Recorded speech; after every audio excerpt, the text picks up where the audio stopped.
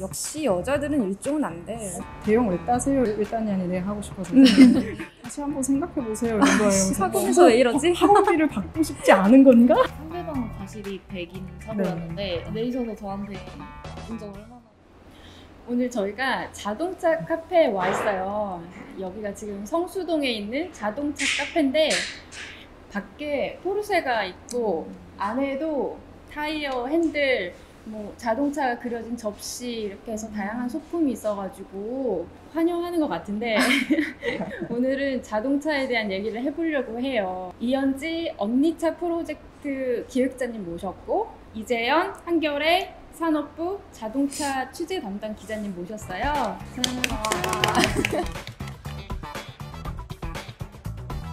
언니차 프로젝트가 뭐예요? 아빠차 아니고 오빠차 아닌 언니차 운전하는 언니들을 위하여. 그래서 이 차는 여성 운전자들을 위해서 여성 전문가와 여성 드라이버를 연결시켜주고 그리고 여성 드라이버끼리 커뮤니티를 만들어서 정보를 교류할 수 있도록 하는 그런 여성들의 운전 종합적인 프로젝트였습니다. 이재현 기자님은 한겨레 거의 최초 아닌가요? 여성 자동차 담당 기자? 여성 기자는 저희 회사는 좀 있었더라고요. 아. 근데 이제 업계 출입하다 보면은 뭐 아무래도 남성분들이 훨씬 더 많으시고 차 출입하는 기자 거의 20명 된다고 하면 이제 여성 기자는 그 중에 한 2명 정도? 저도 뭐 네. 출입 기자이기도 하지만 그냥 일상 속에서 운전을 하는 사람으로서 여행 간다든지 아니면 이제 약간 대중교통 이용해서는 갈 수 없는 데를 갈 때 특히 좀 이상한 성취감을 느끼고 예, 좀 재밌고 그렇더라고요. 그래서 언제 좀 이래서 운전해야 된다 아니면 운전하니까 이런 면에서 좀 보람 있다 이런 거 언제 좀 느끼시는지. 운전을 하니까 그 기존 교통망 안에서만 움직일 수 있었던 동선이랑 확실하게 차이가 나는구나 그런 게 느껴지고 막차 시간 신경 쓸 필요가 없게 되었다는 점. 제가 항상 보조 배터리를 들고 다녔거든요. 근데 차가 생기니까 필요가 없다. 차에서 충전을 그런 작은 약간 사소한 사소하지. 저는 2014년에 운전면허를 따가지고 잠깐 한 2년 정도 운전을 하다가 도로 위에서 온갖 에피소드를 네. 많이 다 겪고 서울에서 운전 못하겠다 생각하고 포기하고 지금 차를 팔아버렸어요. 그때 운전면허 따고 차를 살 때 생각을 해보면은 왜 굳이 운전면허 따고 차 살려고 해? 그냥 대중교통 잘 돼 있고 나중에 차 있는 남자친구 만나면 되지? 이러는 거예요. 나도 내가 운전하고 싶고 내가 원하는 네. 데를 가고 싶은데 왜 여성들한테는 직접 운전하라는 메시지를 사회가 주지 않을까 그때 많이 느꼈던 것 같아요. 차 자체가 아무래도 좀 남성의 무언가처럼 인식되는 게 있는 것 같아요. 남자는 약간 좀 일종을 따는 경향이 미묘하게 있고 또 여자는 좀 이종을 따는 것처럼. 근데 그게 사실 어차피 요새는 스틱차가 수동차가 잘 없어서 상관이 없기는 한데도 왠지 남자가 좀 메케니컬한 그런 걸 잘 아니까 일종을 해도 되는 것처럼. 제가 그 언니차 프로젝트를 진행을 하면서 일종 대형을 땄어요. 최근에. 그래서 근데 그때 딸 때 학원에 가서 상담을 했는데도 그 학원 상담하시는 분이 그래서 대형 왜 따세요? 이런 거예요. 그래서 왜 따냐? 아니 내가 하고 싶어서. 그러면서 다시 한번 생각해보세요 이런 거예요. 학원에서 왜 이러지? 학원비를 받고 싶지 않은 건가? 저도 그런 경험 있어요. 네. 저도 2종을 결국 따게 됐는데 2종 따기 전에 1종의 도전을 원래 했었거든요. 그래서 운전 연수도 받았어요. 근데 그 트럭은 크고 제 체구가 작으니까 발이 잘 브레이크에 안 닿으니까 그럼 의자를 조절해라 하면 되잖아요. 그죠. 근데 저한테 역시 여자들은 일종은 안 돼. 어머. 강사님이 그러셨어요. 커스터마이징이 조금씩 되도록 돼 있어요. 그러니까 핸들도 약간 조절이 그죠. 위아래로도 조절할 수 되는데 있는데. 의자도 되는데 최소 길이가 이미 너무 커요. 운전자가 다 남성만 있는 것도 아니고 우리나라에 등록되어 있는 자동차 오너의 약 30 몇 %가 3분의 1 정도가 여성 이름으로 등록된 차거든요. 그런데도 이렇게 여성에게는 너무 좀 차가 크게 만들어져 있다는 게 실제 여성 운전자 비율은 더 높아요. 그래요? 네, 그러니까 경찰청에서 2019년 운전면허 소지자 통계 발표한 걸 봤는데 여성 운전자 비율이 48%? 남성이 50 몇 프로? 남성이 더 많긴 한데 거의 반반이었어요. 그러네요. 네. 비슷해지네요. 실생활에서는 그렇게 약간 안 느껴지는 것 같아요. 그쵸. 운동면허 그럼. 비율이 더 많겠다. 여성한테는 차사라고 사회적으로 메시지를 안 주니까. 여성에게 좀 이렇게 안전을 중시하는 그런 아. 느낌이 있잖아요. 누군가의 보호를 받아야 되는 상황이로서 여자가 당연하게 취급이 됐다면 네. 혼자 돌아다니는 것도 그렇게 장려가 안 되지 않을까? 근데 차가 있으면 솔직히 내 차 안에 있으면 누가 날 어떻게 하겠어요? 오히려 더 안전. 솔직히 그렇죠. 택시보다 안전할 수도 있어요. 맞아. 당연히. 저는 첫 차를 경차를 구매를 했는데 그 당시에 제 필요에 의해서 경차를 선택을 한 거였어요. 막상 몰아보니까 도로 위에서 경차를 모는 여성 운전자에 대한 멸시가 엄청난 거예요. 어떤 때는 운전을 하다가 뒤에서 네. 운전자분이 내려서 저한테 와가지고 이 운전 막 내려. 유리 사이로 막 저를 네, 욕하고. 때리려는 신용까지 하고 가고. 사실 경차가 굉장히 좋은 선택이긴 해요. 왜냐하면 연비도 괜찮은 편이고 세금이나 유지비도 굉장히 싸고 전체적으로 굉장히 좋은데 희한하게 사람들이 경차가 저렴하다 보니까 좀 무시하는 경향이 솔직히 있는 것 같아요. 여성 운전자면은 거기에 곱하기 2배. 약간 자동차 커뮤니티에 가면은 가끔 그런 글들이 뭐 앞차가 운전을 이상하게 해서 욕하려고 창문 내렸는데 마동석 같은 남자가 앉아있다가 해서 눈 깔고 다시 갔다.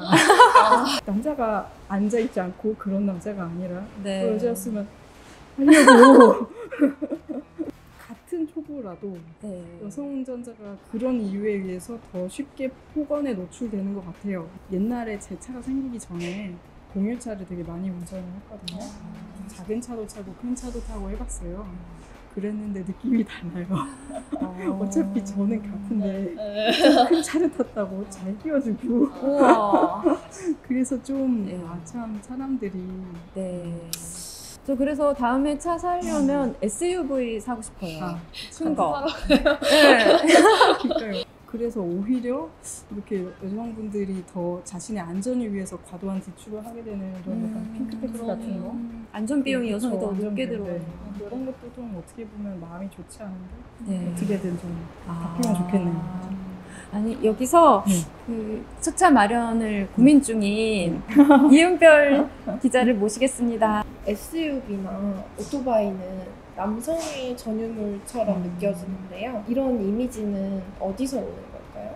차 광고에 등장하는 인물들을 보면 좀 재밌게 이렇게 경차나 중중형 여성 모델이 비교적 있는데 좀 이렇게 높은 급의 세단들 있죠. 아니면 SUV 같은 거는 음성이 재미있게도 남성 음성이에요. 태그가 작은 여성한테는 경차나 이런 게 어울린다고 생각하고 SUV는 어울리지 않는다고 생각하고 이런 고정된 이미지가 있는 것 같아요.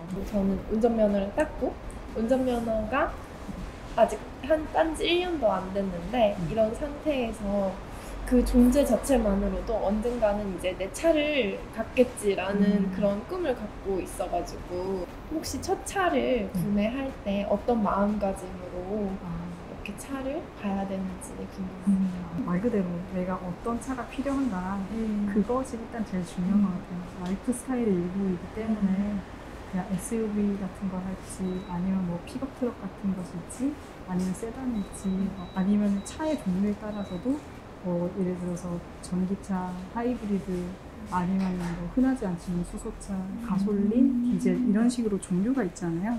근데 그런 것들이 조금씩 특성이 달라요. 예를 들어서 전기차나 하이브리드 같은 경우는 처음에 들어가는 구입 비용이 좀 큰 편이지만 유지비는 상당히 좀 싼 편이에요. 본인이 좋아하는 스타일을 그러니까 알려면 사실 타봐야 알거든요. 그렇죠. 그렇기 때문에 이렇게 시승을 해보셔도 좋고요. 그리고 특히 막 돈이 많이 드니까 돈에 있어서도 저는 막 이렇게 머니처 활동을 하면 이게 차를 사라는 거냐 막 꼭 그런 건 아니고 그러니까 내가 운전을 해야 될 때가 있어요.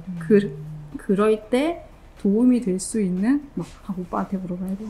다 남자들밖에 없어. 차에 대해서 물어보려고 하면 그러면은 그 남자들이 생각하는 것들이 가끔은 마음에 들지 않을 때가 있죠. 그래서 역시 여자라서 그러나 막 이렇게 생각하는 느낌이 은연중에 비치면 기분이 좋지 않잖아요. 그래서 그랬을 때 언니들이 도움을 줄 수 있으면 좋겠다. 이미 운전을 먼저 시작한 운전자들이 초보자들에게도 도움을 줄 수 있었으면 네. 그런 거랍니다. 언니 차가 있으니까. 네. 감사합니다.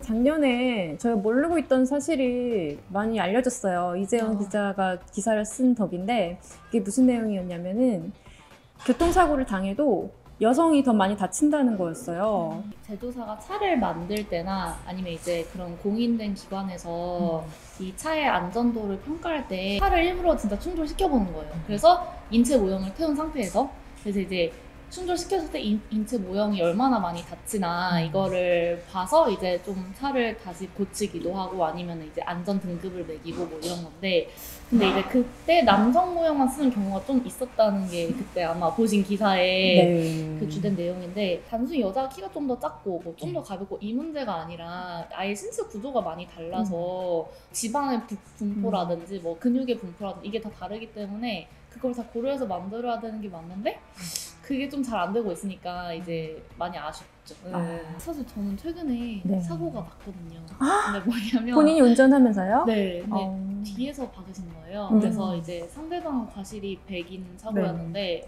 도? 네. 이제 어. 내리셔서 저한테 운전 얼마나 했냐고.